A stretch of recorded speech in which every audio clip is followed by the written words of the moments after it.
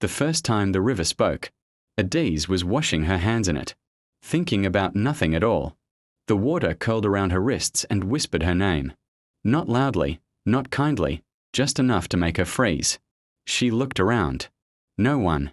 Only the sun cracking itself on the surface and the reeds leaning like gossipers. She told no one. In her village, voices that came from places without mouths were either blessings or warnings, and both demanded a price. Instead, she returned every evening.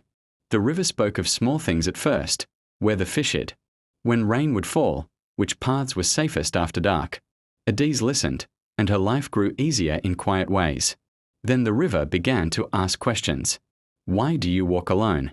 Why do you never sing? Why do you flinch when joy comes near? Adise had no answers. She brought offerings instead, kola nuts, bits of cloth, the careful silence of her attention. The river accepted all of it, but its questions sharpened. One night, when the moon was thin as a blade, the river said, "Give me your sorrow." Adise laughed, a short broken sound. There was too much of it. She knelt anyway and pressed her forehead to the wet stones. Memories slid out of her like spilled grain, her mother's last breath, the promise that was never kept, the version of herself that had learned to shrink. The river drank until dawn. When Adise stood, she felt light, almost hollow. The river was quiet now, swollen and slow. She waited days, then weeks. It never spoke again. But people began to come to her. They said her presence calmed them, that standing near her felt like setting down a heavy load. Adise understood then. The river had not gone silent. It had learned to speak through her.